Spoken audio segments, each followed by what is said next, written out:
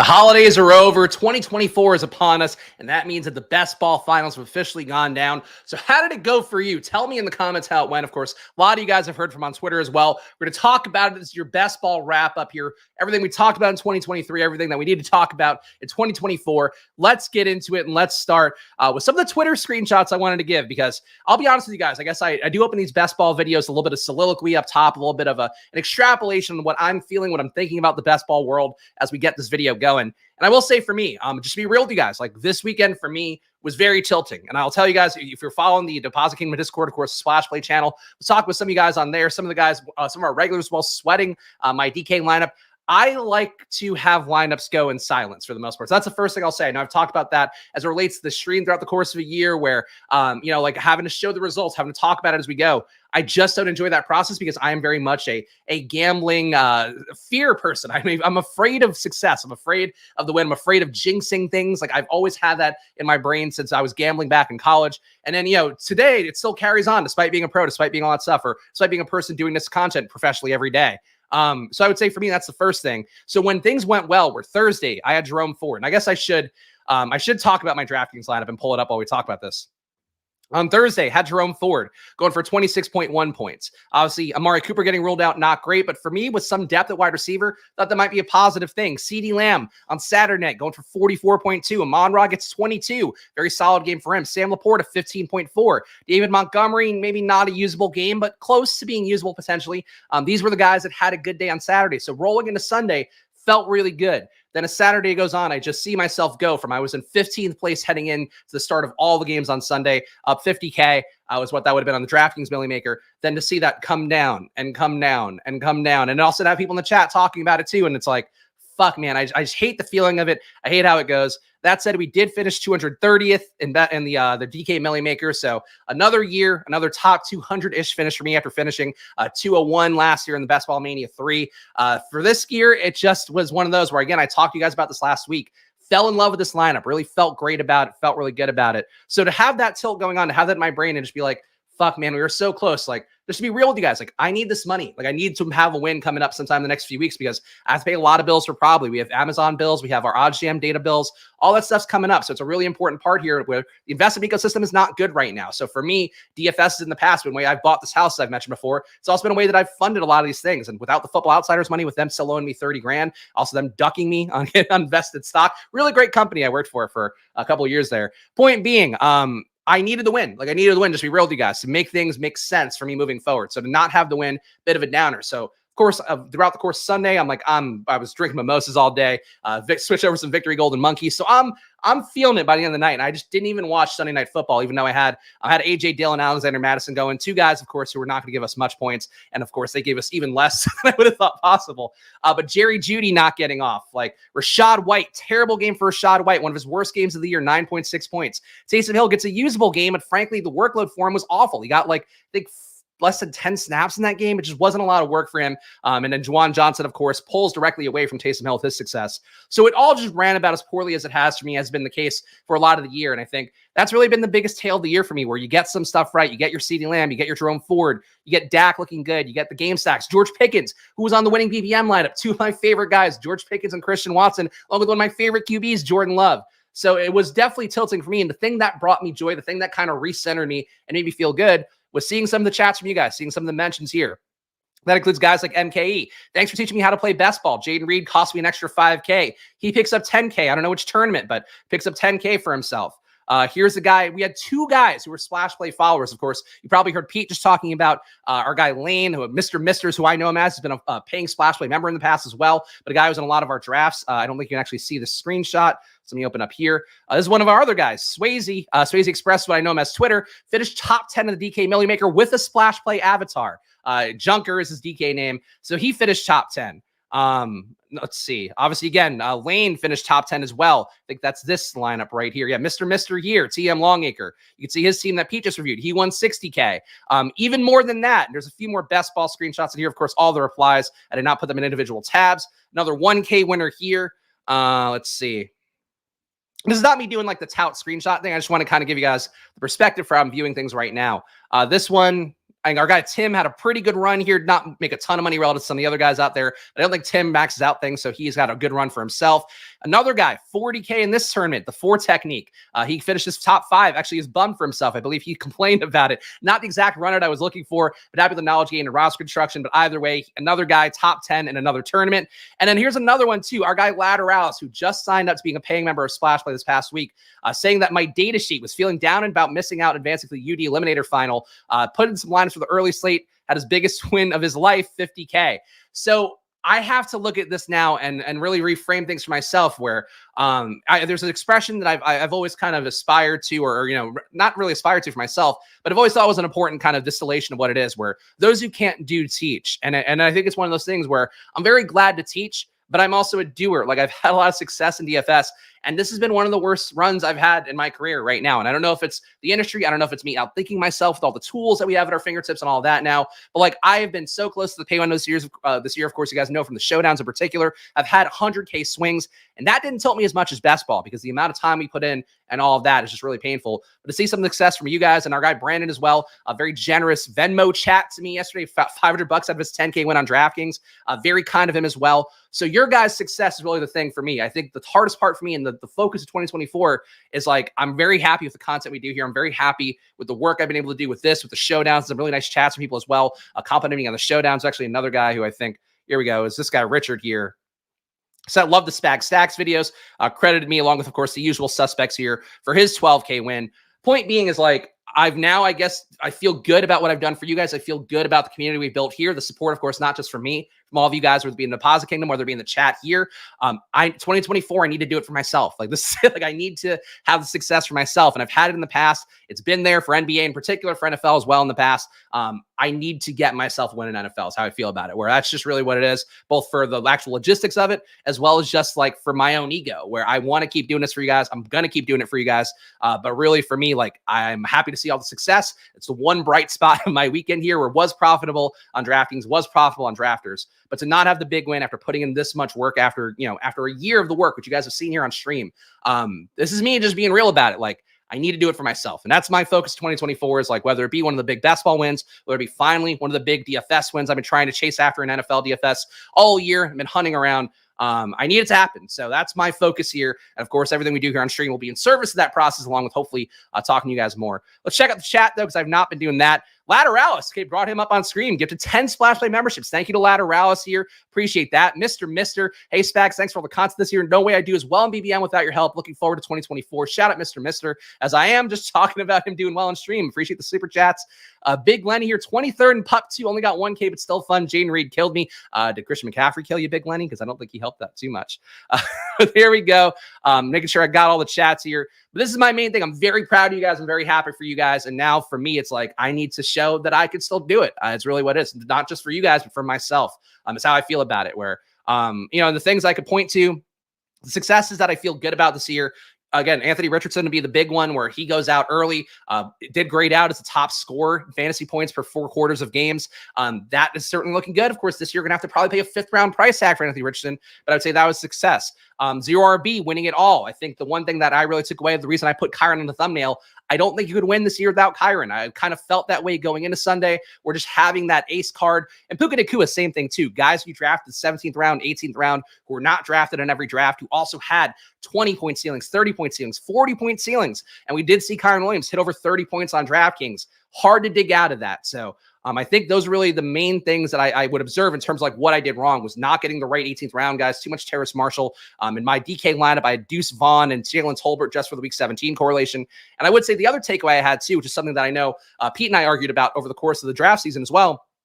I do think we did see in this past week 17 correlations. Some people out there I did see pushing back a little bit on week 17 correlations, not realizing that week 17 correlations just kind of help you put together lineups that if they work together well, can not only get you through the season, but also can spike in that week 17.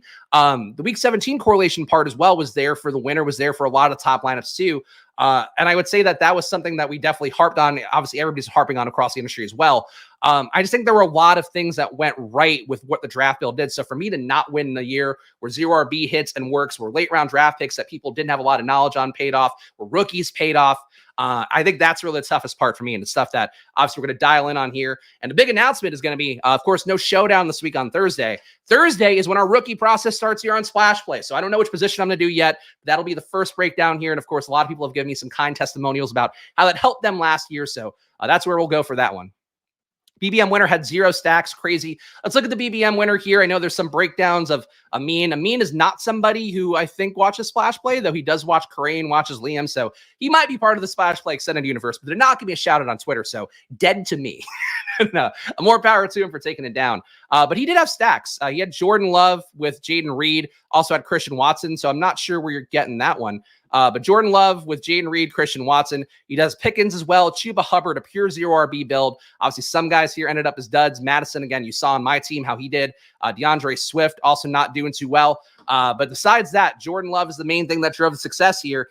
Didn't have the tight end with him, so that was something as well. And a lot of my Jordan Love stacks did go to Luke Musgrave, who I loved a lot. Of course, his abdomen issue just made it impossible for him to ever really get going in the back half of the year. But the team, what stands out about it is just that this is really like not a great team in terms of like what you would think a great team looks like. And I would say for my takeaways for BBM, I think it is just more about trying to diversify, trying to, as we talked about here, lower your exposures a little bit more where you're not getting 25% of guys, 30% of guys. And I don't know what the full portfolio does look like for Amin here, but I would say, I guess we might be able to figure that out.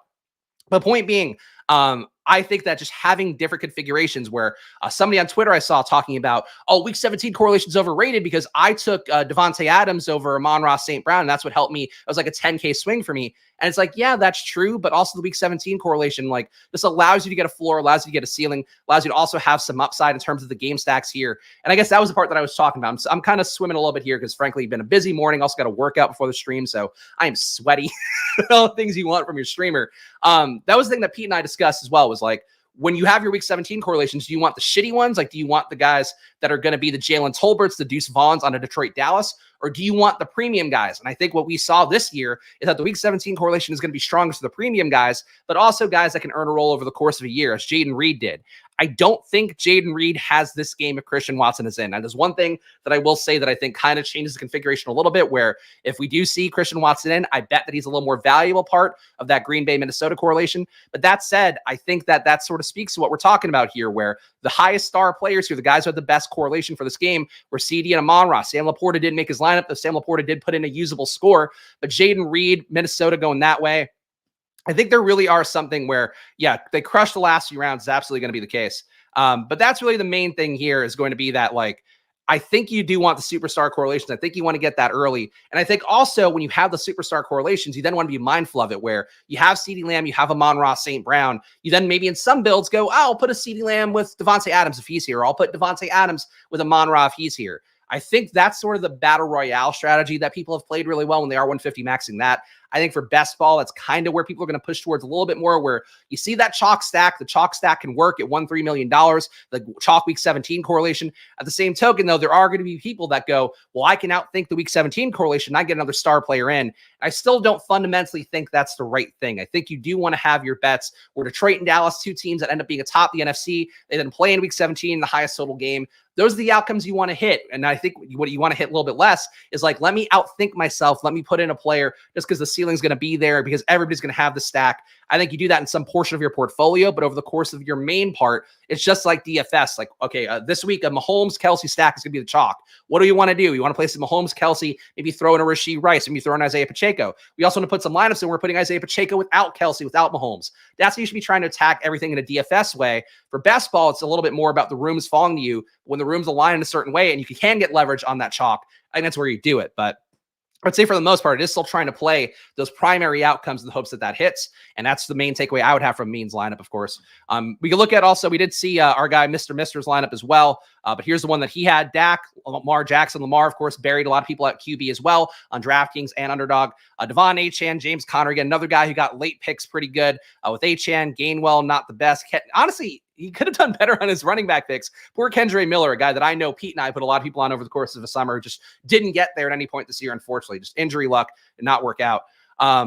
But the rest of the team, like he just built a solid team. Like this is just a solid correlated team. He's got Flowers with Lamar, Dak with CD, Isaiah Likely as well with Lamar, Ferguson with this, like it's just a nicely built team. And I think these are the teams that Didn't win this year. Certainly can would have been close. I think if he'd gotten Romeo Dobbs, put a few more points in, he might have been in first place. But I think, when you look too much at sort of the randomness of things and guys who do play Amon-Ra over CeeDee Lamb or Devontae Adams over Amon-Ra, it's like those things are micro outcomes and you want to focus on the macro. And this is what a well-built team with some early wide receiver capital. And it was well-built enough that he overcame losing Waddle, losing Dobbins, two of the best week 17 correlations he could have had. So very good team there by Mr. right there.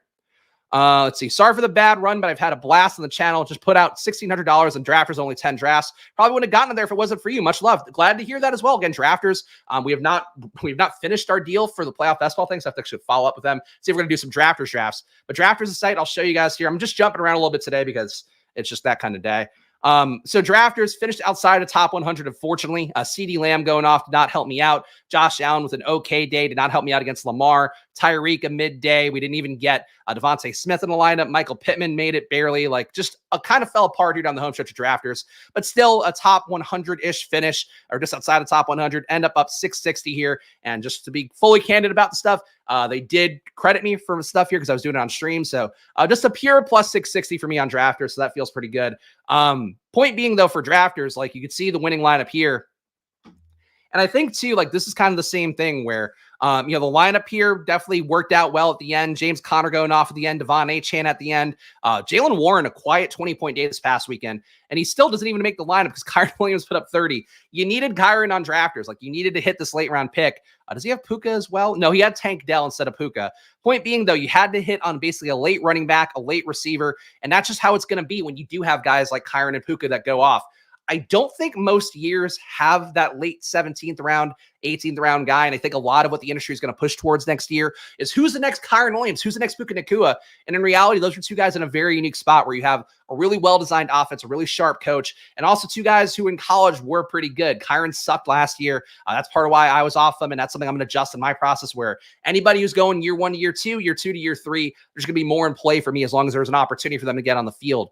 But for Puka, stuff we talked about in the rookie video, actually, I wonder if I still have, let's see. I don't know if I have my college data here. This is going to be risky, guys. Let's go to my Google Sheets. Let's see if we can find my wide receiver data from last year. Because Puka, I believe, was a positive EPA guy at every part of the field. He just didn't get a lot of targets. Yeah, Puka, 0.332 EPA per target overall, 0.264 EPA going out wide. He didn't play out the slot, so he was an outside receiver. Under 10 yards, a really good EPA. Did not get targeted enough between 10 to 20 yards to make anything matter there. But he also was not a high EPA guy, but a positive EPA down deep.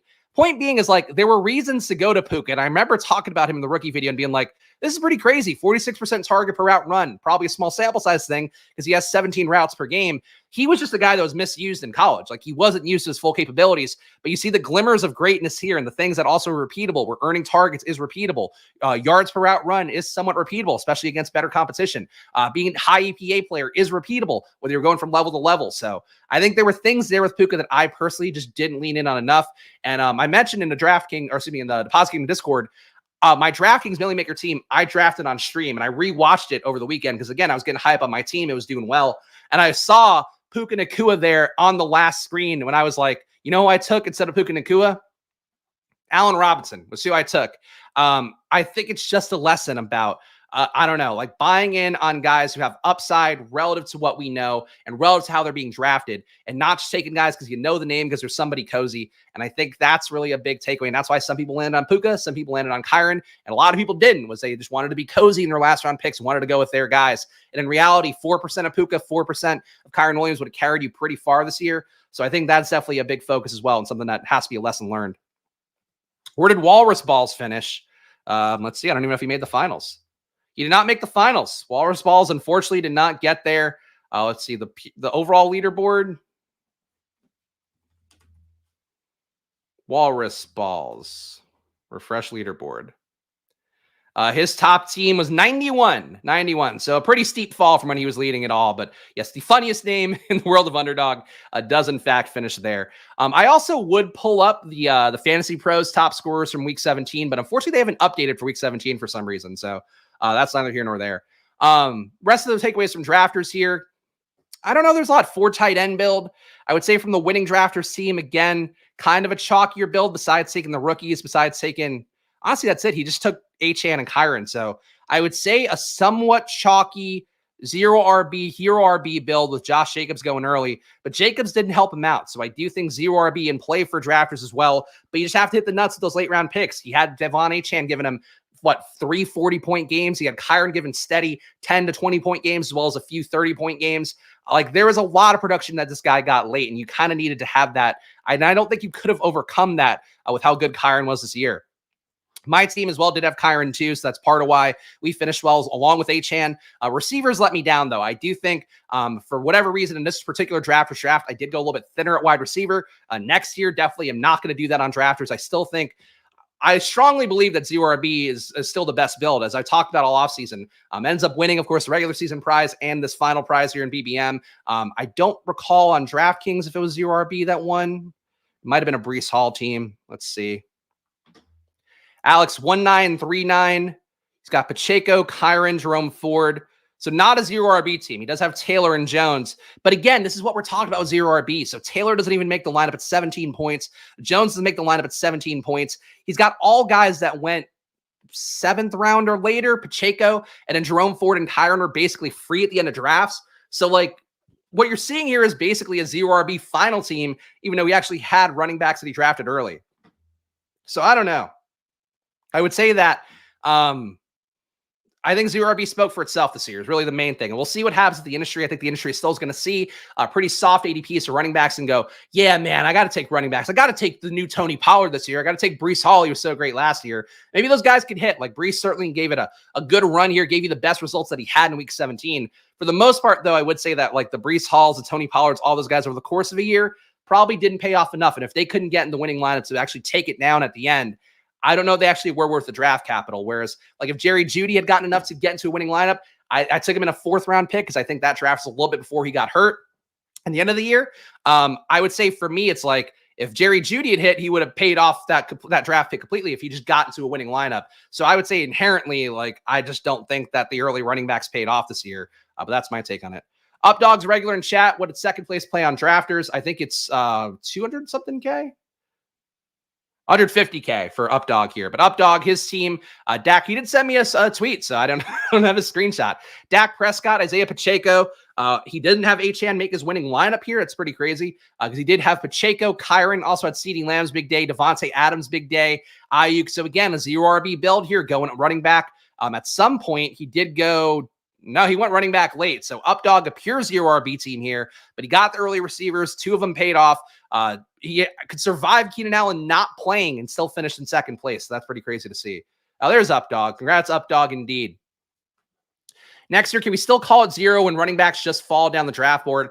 I just don't think they will. I personally believe that there's always going to be, 10 to 20 running backs in the first 4 to 5 rounds just because people can't help themselves. Like it's been, that's part of the logic. That's part of why I advocated so staunchly for drafting 0 RB this year is because like it was easier than ever to get running backs at prices where you're like, I can't believe Derrick Henry's this cheap. I can't believe Josh Jacobs is this cheap. And in reality, it's like those guys just didn't work. Like Derrick Henry advanced well. He gets to the finals and it's like he's just kind of doesn't have a lot left. Certainly the game script didn't help him out there either. But I would say like that's really the biggest thing. If you're going to take the running backs early, I would say trying to take just one. If you are going to take just one, try to make it a younger guy. And maybe a guy too. It's not even a pure rookie. We saw Bijan. People were very excited for him coming in. The talent was there in a big way. And then the situation just ends up being dog shit. So I think that being a little more maybe cautious about rookies, especially if they are going as high as Bijan does, though I can't imagine that'll be the case next year. Don't think there are any rookie running backs who are going to have that capital from what I've seen so far. But I do think like a Jahmyr Gibbs, he was in the 3rd round. He makes a bit more sense there as part of a build, even though he obviously kills you pretty bad in week 17 as well. So that's it. Had a profitable best ball year. Thanks for all the content, Spags. Appreciate that. Lots more congrats here for Updog. Always good to see somebody actively in the chat who had that nice big win. Herbert was a 6th round ADP, but your draft was classified as an elite QB build. When you reach on him, you take him in the 5th round. Yeah, I think that's fair. I mean, look, I think QBs next year, if I had to guess, I know there's some preliminary takes on early rankings. And actually, let's see if we can find one because I know Hayden had one. Let's take a quick look at what let me shrink this screen too because I did zoom in for the probably video earlier. Oh, you guys can see all my DMs. Oh, no. All me talking to whores. Like, talking to you guys. All right. Let's see what we got here. Where is his ADP? He had like a Excel. So many tweets by Hayden, but he did do an early 2024 ADPs that I would like to pick out a little bit here. Oh, come on, Hayden. Too many tweets. This is what it takes to work in media, by the way. I tweet never. Here we go. All right. These are Hayden's 2024 ranks. So Christian McCaffrey, number 1. I think that'll happen. Tyreek, number 2. Jefferson, 3. Jamar Chase, 4. CeeDee Lamb, 5. You can maybe switch those guys around a little bit, but I do agree that'll be the case. Brees, number 6. Man. AJ Brown, 7. Taking CMC 101 until he's retired. Calf strain. He's now hurt. And this is what happens when you keep putting the miles on the running back. They get hurt at the end of the year, especially for him. There's a reoccurring soft tissue injury. But that was the bet against McCaffrey, was that was going to flare and rear its ugly head at some point. And yeah, look, I'll get McCaffrey. I'll probably be with the field on McCaffrey next year. I'm going to stop being so didactic about zero RB and try to get myself different builds, even though I still would prefer to build zero RB if I can. But I would say for McCaffrey, like, the year that everybody has all the confidence in him, which is going to be next year, where we're like, man, he went off. He paid off every dividends. The big Lennies of the world. Man, he's so great. What did he do? He didn't win you anything at the end. And also, like, he got hurt at the end. And now he's pushing another year of another 300 plus touches. Like, it's not going to work out next year. I don't think. But that said, I would have thought that this year. So, but I think at a certain point, though, there is diminishing returns on that, and that's sort of how it goes. And yeah, Gamblestein here saying, I'll be underweighted him next year, too much mileage. I would agree. AJ Brown, number 7. I don't know that he holds at number 7 unless he has a really big playoff run. I think AJ Brown's one of those guys that kind of flashed earlier in the year, and then things leveled out, and he just kind of became a guy. I don't know. He's going to have like a Stephon Diggs level fall. I expect Diggs to probably be Hayden here's got him in the 2nd round. I would say maybe even early 3rd round. He might be more of that Keenan Allen kind of tier last year. But I think for that, like AJ Brown to me, I say probably I think he goes ahead of a Puka. And maybe, I don't know. I don't know if I buy Garrett Wilson at 10 either. 1-2 turn for AJ, maybe. Jahmyr Gibbs, top 10. I think they'd have to get rid of Montgomery for that. I don't think Montgomery loses his role. I think certainly we've seen it fade a little bit into the background. But I personally would not want to take Gibbs as a top 10 back, even though he did flash a lot. That said, again, next year I'm just going to be flattered with exposure. So if I walk that back and end up with 8% Gibbs, then fucking sue me. Bijan, number 11. Kyren, 12. Kyren at 12, I don't agree with. I think Kyren, unless they bring in another running back with draft capital, I would guess that Kyren he might go ahead of Breece Hall, honestly. It depends how the industry talks about him, where I don't think Kyren Williams will get exalted as a legendary upside kind of running back that shouts to our guy, Pat Kerrane. I don't think that Kyren gets that kind of touting, but the workload was so good that I feel like he's got to come up. And the issue with Kyren next year is going to be that if they do bring in anybody at running back, or like, let's say Zach Evans, another year in the system, they decide he actually deserves to be involved to some level, it's entirely possible that Kyren becomes like a 15 touchback next year. And one of those guys who gets a 10 touchback. And this is how it starts for me, where it's like, yeah, man, Zach Evans, he's going in the 150s. He's great leverage against Kyren Williams. But Kyren, as we talked about all throughout the Spags rankings videos this year, he basically was mini CMC. And I think I said that. I think I said that earlier than anybody because the numbers just showed it. And I was like, I can't believe this, but he is. He ended up getting over 5 red zone touches a game. Like, that's really what we're targeting for running backs. So, like, who's got this role on an offense that's going to score points? I think that's ultimately where that's a running back I'll trust, but that's it. Kyren will be at worst 108. I would agree. I don't think Amon-Ra comes up after the year he's had. And I think too, it depends where he lands. I think there's a shot that we see Marvin Harrison make a Bijan Robinson style jump just because, he's probably going to go to Arizona, which will depend, I guess, on what they do. If he goes to Chicago, then he's going with DJ Moore and Fields. So that probably, assuming that they keep Fields. But I think Marvin Harrison is the one that I'd really watch out for, where I think he could be in this late 10s area. Maybe ahead of Garrett Wilson, just because Marvin Harrison, probably the best college receiver prospect we've had in a while. Maybe Calvin Johnson would be, I don't even know. You guys could give me your comp if you want, but I think that's probably the level of sort of excitement people are going to have for him. We'll be drafting Spags / Play 101 next year. Best knowledge out there. Thank you. I'm glad to go early, and I hope I don't get injured and not finish the year. Finish next year in the DK finals. If we could have swapped wide receiver and running back, one of us would have banked. Yeah, man. I appreciate it. Glad to see Wounded Geese in here. It's just tough because, like, to finish top 200 or, top 230, whatever, out of that many entries is so hard to do. And it's like, and it basically netted me, I don't know, $750 on DK relative to maxing it out. Same thing for drafters, where that was pure profit because I didn't have to pay for any entries. For Underdog, though, like I lost, I think 2K or maybe 2,500. I don't want to do the exact math because frankly, I don't want to know. It's I would say the main thing for you guys out there, Underdog, the most fun. You will see me streaming Underdog aggressively here, hoping that we can really aggressively renew the deal that I have coming up with them in February. But point being, like, Underdog's a fun platform. It's a great platform. A lot of great wins in the community from it. Your money goes further on DraftKings and drafters, and I would just flag that. FFPC as well. Any of those out there, like, it just goes a little bit further, and I think the results kind of speak for itself. Harrison will be next year's Bijan. I agree. Rams are getting a running back in FA and draft. Maybe. I don't know. Like, they really trust Kyren, which I think is noteworthy. I'll never forget him fumbling the 2 times in that game last week or the week before last. And it's like they just kept him out there. They just said, hey, you're good. Just keep doing it. It depends, though. Like, if a really good running back with a different skill set is there, like Kyren, I think, has proved himself to be less of a great pass catcher, more of a good runner. There's a lot of shifty, explosive guys from what I know, just from kind of following the social media threads about it. So it's possible they get a rookie that, like, they want to use. But again, the draft capital will kind of speak for that.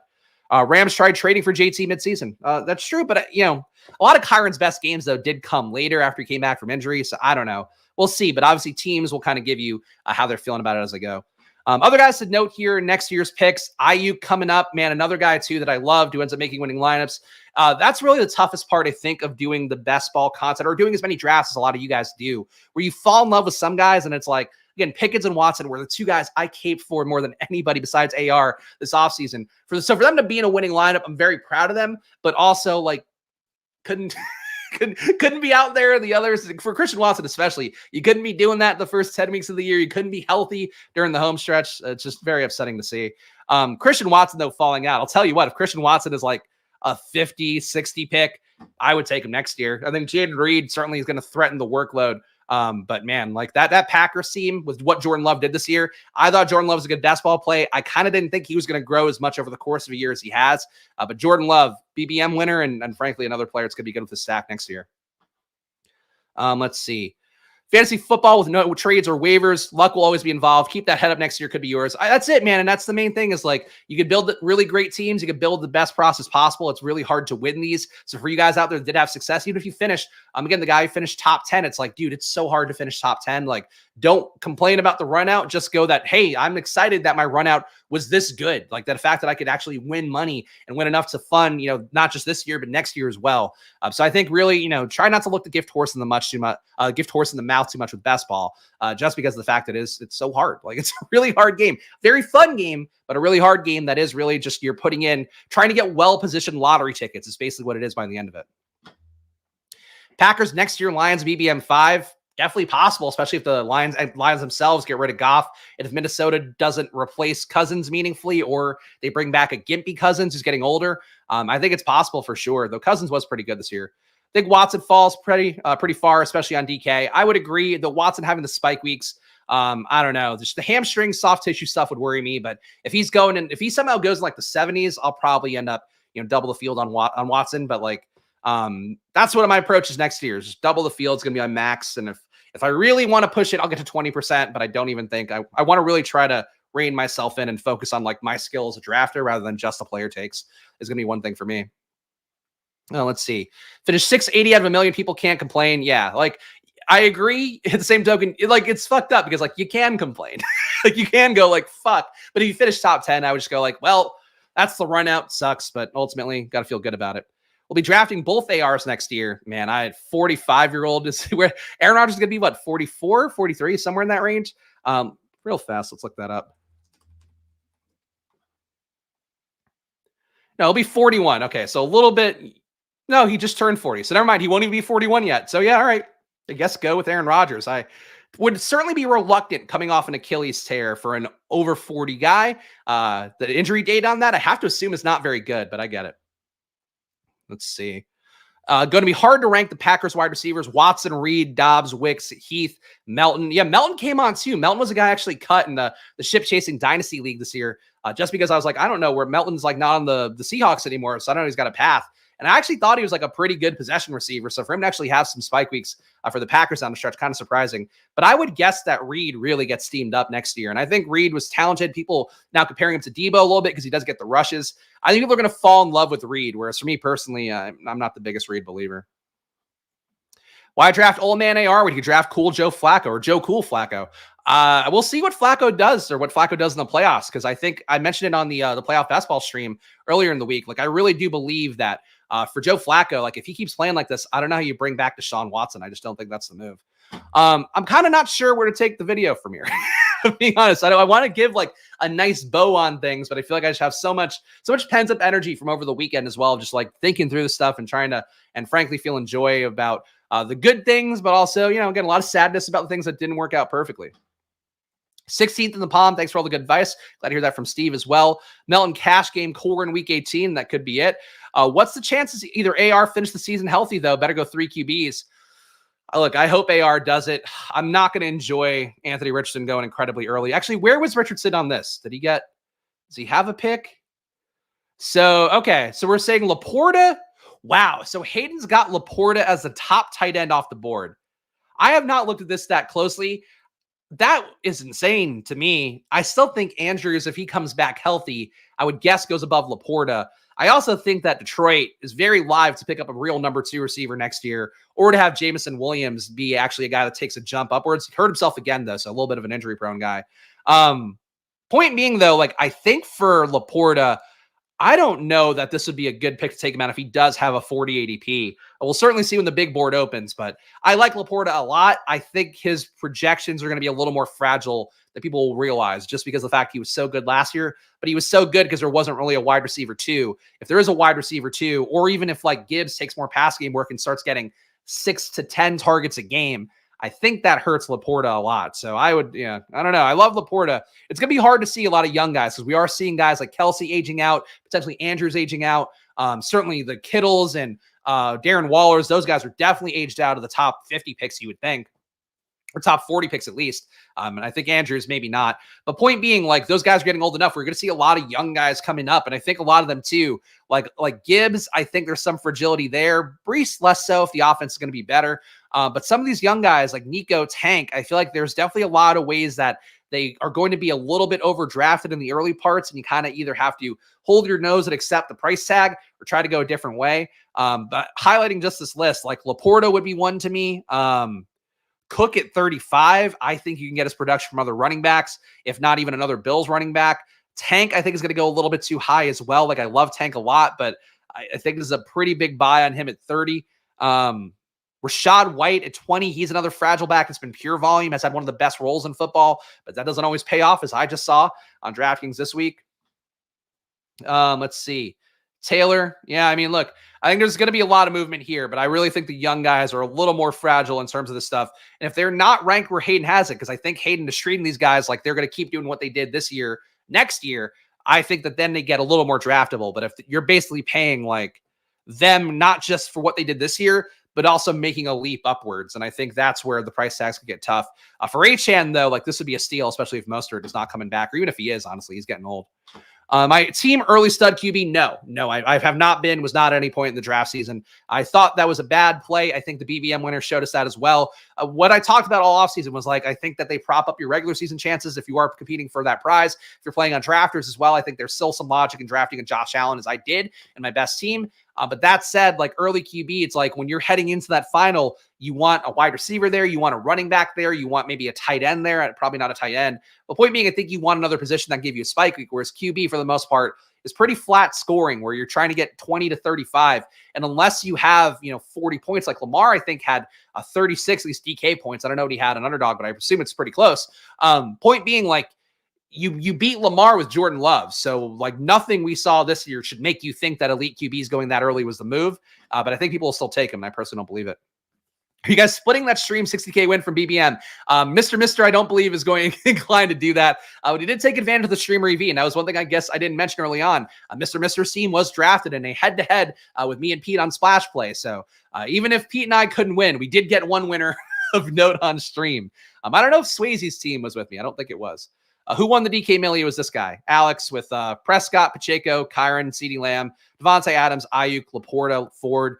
He didn't hit the full nuts because he could have had, like, I guess, could have had Njoku in here, but he definitely hit the nuts enough. And again, had the stacks. I had the week 17 correlation as well. Taylor with Adams. So some deliberate week 17 correlation. Did he have any Tennessee guys? No, he did not. He actually also took 2 Rams running backs, Sick Akers. So some flaws definitely in Alex's draft, but you can't critique it when it won. And landing on Kyren, I guess. So this is actually the great irony, I think, of this team, which I had not seen before. So number one, he doesn't take a pass catcher with Stafford. So he doesn't get Puka, doesn't get Kupp, but he does take Akers, which leads him to hand-cucking with Kyren Williams. So he tried to capture the Rams' backfield, and that worked for him. Obviously, you could have just drafted Kyren and had another pick in here that would have been better, but that's what he did, and it worked out. So whatever. Marvin Harrison is a stretch. What if he goes to ATL? That would be fucking insane if Atlanta drafted him, but I don't think that's the case. Thanks for making my preseason more fun, Spags. Look forward to drafting again next year. I mean, look, it's not even next year, guys. The big board is starting up probably around the Super Bowl again would be my guess. So that's why we're doing rookies starting this week, because I want to get in all of our positions before the big board hits in the Super Bowl. So that's the goal here on Splashplay. That's what's coming up. Keep the chats going here. Shout out Felix here. Felix, I know, had a nice win, I think, at Battle Royale. Saw that on Peach Stream. So shout out to Felix. Glad to see him in the mix.